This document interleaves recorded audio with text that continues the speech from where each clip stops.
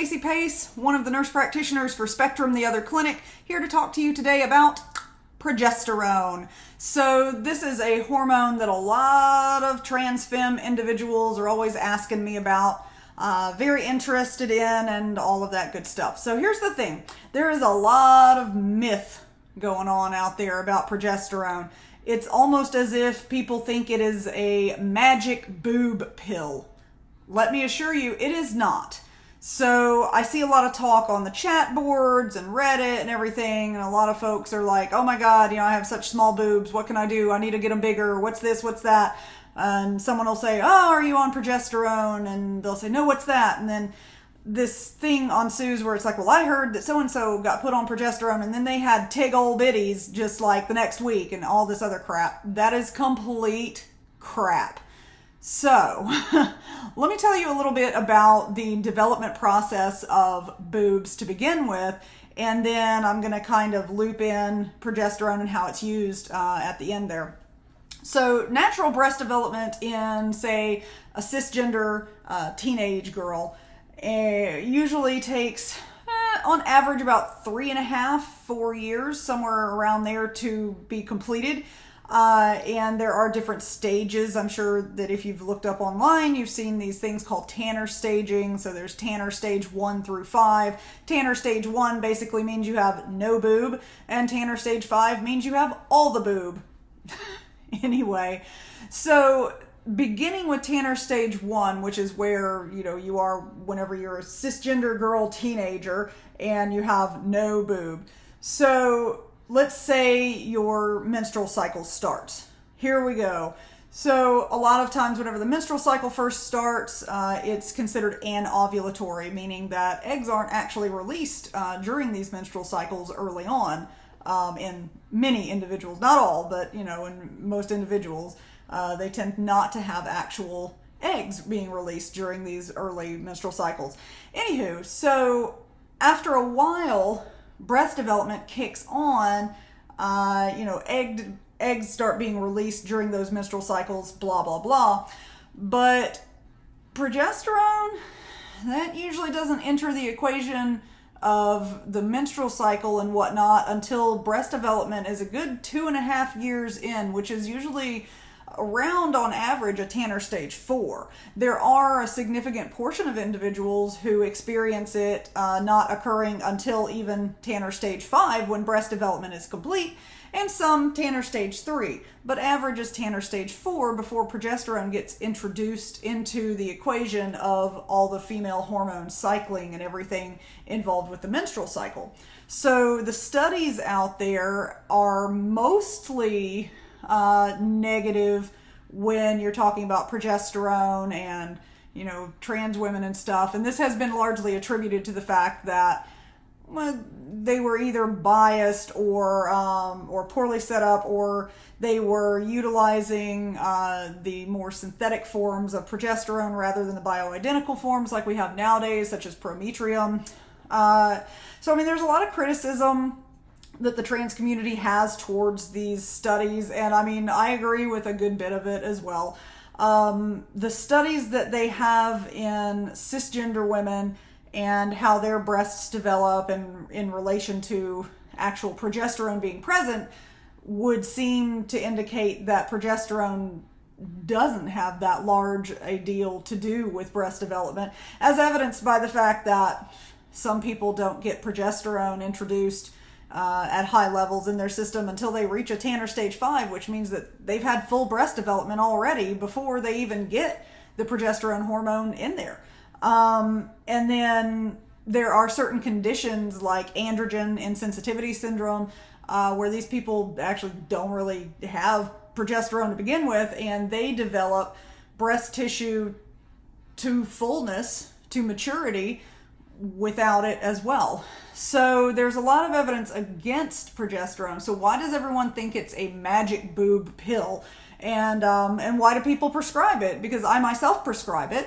So why do we continue to do this? And why do people believe that this is some kind of a magic boob pill? Well, there are a lot of experiential reports out there about people who got on progesterone at a certain point in time, and that really seemed to be when their breast development took off.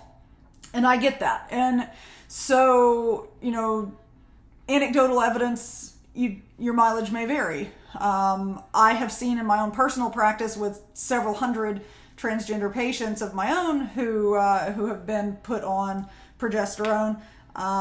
It's almost a 50-50 shot, it seems like, as to whether progesterone really seems to do much of anything or not. And this could just be coincidental. So I introduced progesterone into the equation, into their hormone therapy regimen, and perhaps they were already on the right path developmental wise for breast development. So kind of hard to gauge how well it's doing. I have had people come to me who had been on hormone therapy without progesterone for years and years before they ever came to my clinic, and then I put them on progesterone, and it did seem to kind of round out the breast shape itself. The more and more I go along, I'm starting to wonder if progesterone may be of assistance to those who are having perhaps difficulty. If you have been on hormone therapy for a few years and you're just not really getting anywhere, and your body frame and size would seem to dictate that you would have larger breasts, and perhaps like the females in your family, your sister, mom, aunt, whatever, perhaps they are of different breast sizes that tend to be larger than what you have or whatever.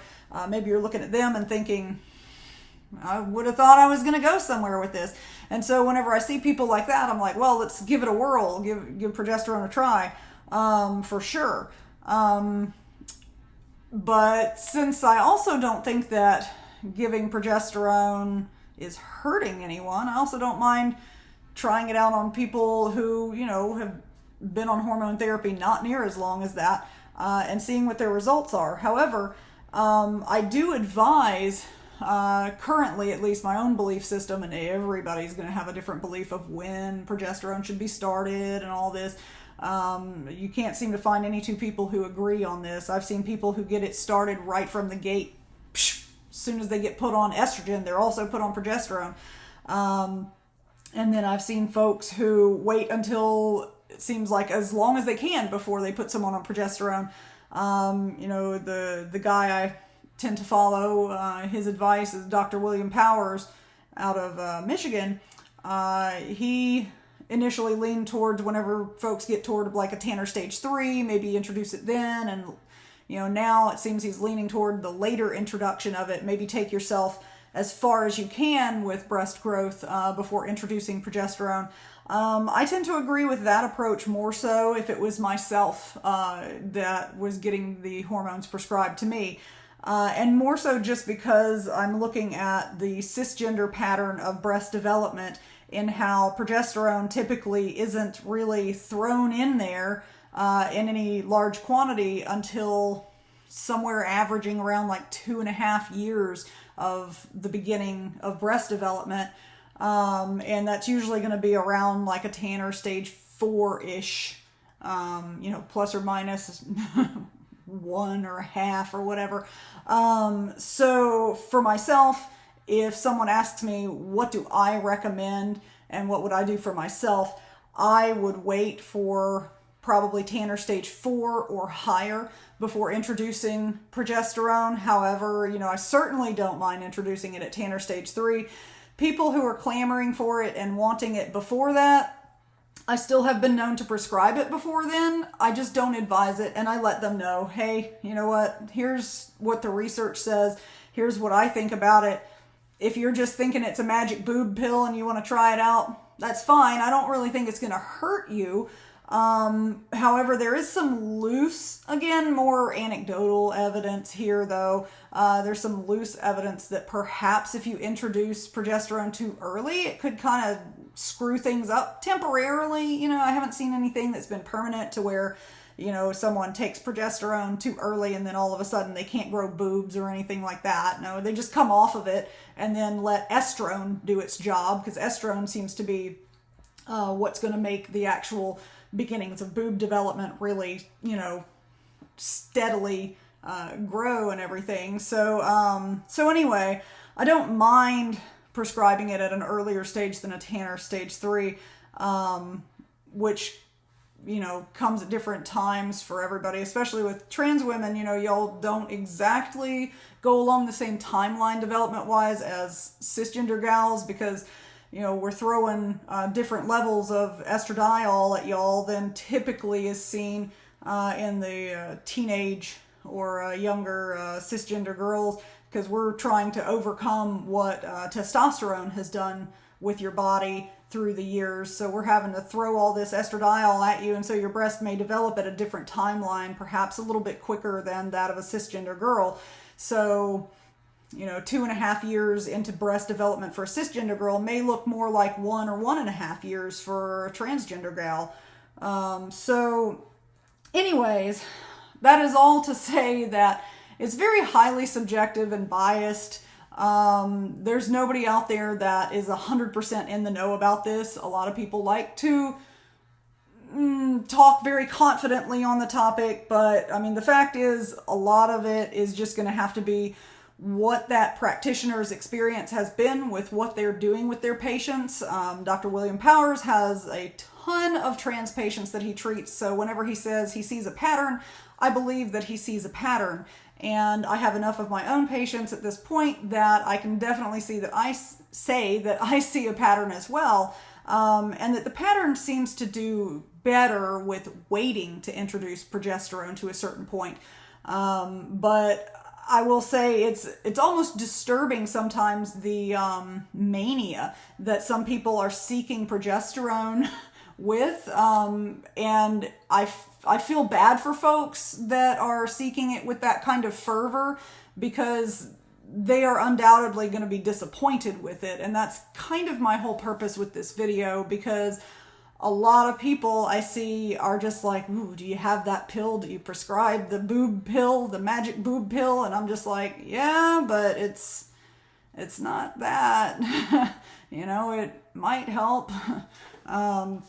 Those that believe that it has something to do with breast development seem to think that it has to do with maturing the lobular tissue, glandular tissue in the breast, and maybe that's why it kind of fills out, because it doesn't really necessarily seem to make boobs bigger. It just seems to make them rounder, more mature looking, rather than that little kind of cone-shaped teenage boob. But anyways, somewhere out there, somebody just caught on, and maybe they thought that since a lot of providers don't like to prescribe it for various kind of dumb reasons that have no real, they don't hold water, like the reasons that people don't want to prescribe it don't really hold water, other than probably they don't understand it or whatever. But anyway, so a lot of people don't prescribe it, and I think this creates kind of a us versus them mentality between the trans community and healthcare providers, because they're like, why won't they prescribe it? They must know something. And usually it's that they don't know something. That's why they don't prescribe it. They don't really know about it, or how to prescribe it, or what it really does, or, you know, how it would work. And the only research they look at is that very narrow pieces of studies, you know, from decades ago that were utilizing the synthetic progesterone.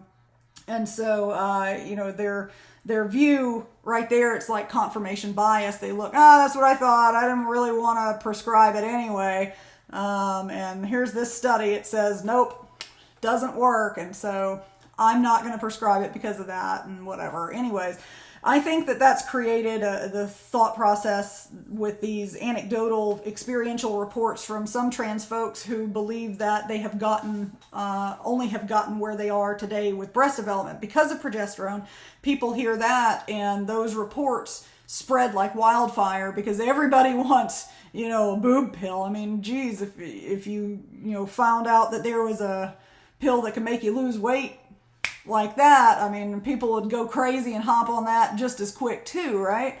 But the fact of the matter is, there is no pill that makes you magically lose weight. There also is no pill that magically makes you grow much bigger breasts. But there is some anecdotal evidence, from myself included, from what I see, that could support it being given. And so I do. And so, like I said, in summary, what I prescribe, or what I would recommend being prescribed, would be the Prometrium, which comes in little capsules, generally 100 or 200 milligrams, taken each night, and start off with the 100 and then move up to the 200 if it's not quite doing it. So generally these are taken orally. However, it has been shown that if you don't get a good response with oral administration, that you can take it rectally, and you get a lot better of results with your levels to do it rectally. So here's the thing: whenever you take just about any medicine by mouth, your liver is going to knock out a good bit of it. Same thing with progesterone. So if you take progesterone by mouth, that first pass it goes filtering and whatnot through the liver system, it's going to knock out a lot of that medicine, and so you don't really get much benefit. And progesterone already has a very short half-life, meaning that it gets, moved out of your system rather quick. After just a handful of hours, it's, mostly gone.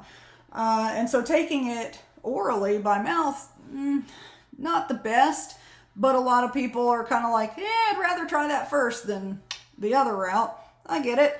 But if it's not working orally, then it is recommended to take it rectally. And the reason for that is whenever you take medication rectally, you have a portion of the colon, about the last 1/3 of the colon, is very good at absorbing things into it and not sending them through the liver to get processed. So about that last third of your colon doesn't go straight through the liver.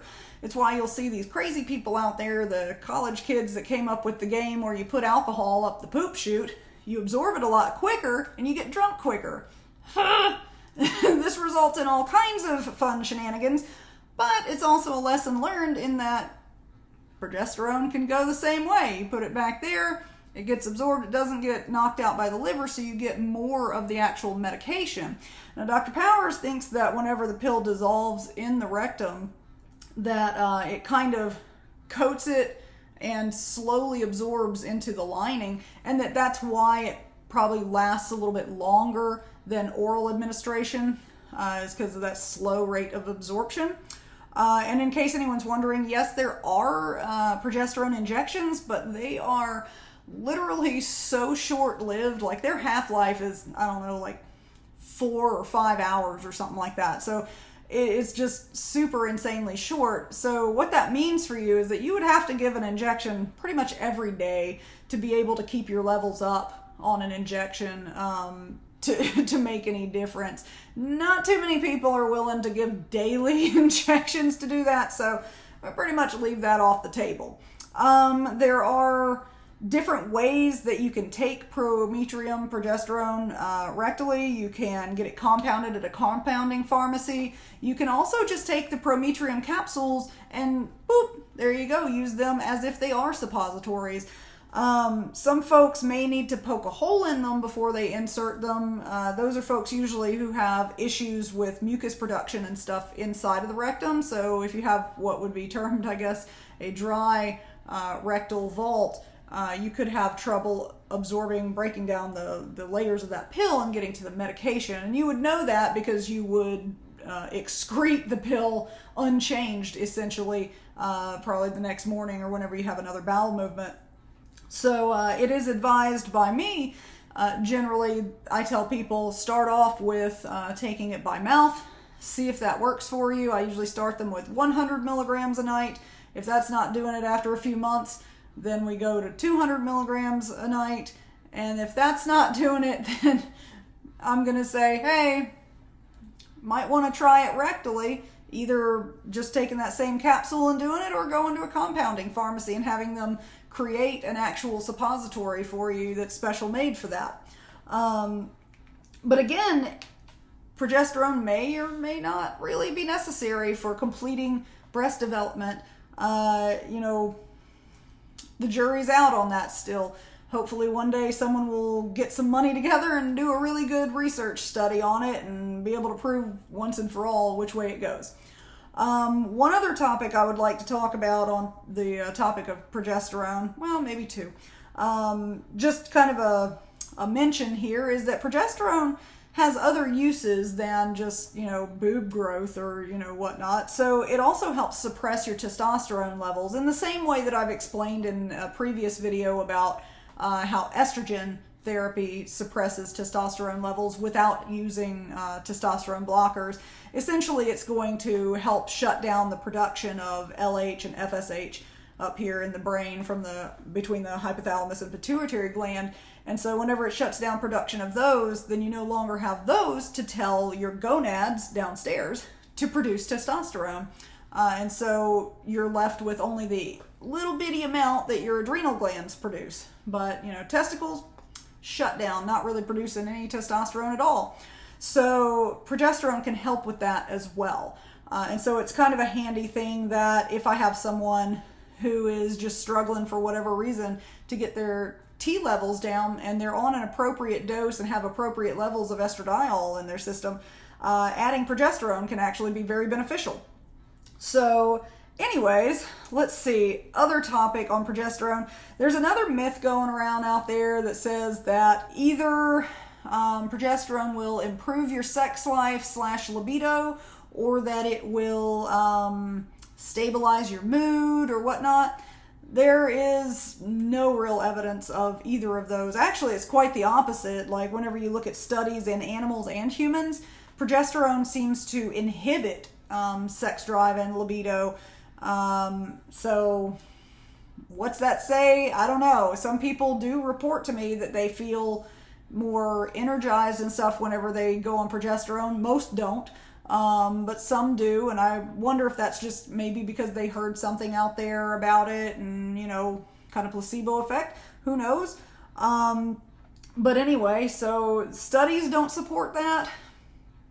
Who knows? I mean, it is another hormone that you're putting in your body. It's going to affect other hormones in your body, and perhaps one of those going up or down is going to be what's causing the actual change in mood or libido or whatnot. But most people don't experience much of any change in libido or mood just from being on progesterone itself. So don't get your hopes up there either as it being like kind of your own personal, Viagra or whatever. I mean, it's definitely not working in that capacity. But anyway, I just wanted to kind of throw that out there as well. I know, like I said, plenty of people are probably thinking, well, that's crap. I've, had an increase in libido. But like I said, I mean, it could just be its effect on other hormones or whatever. I don't know.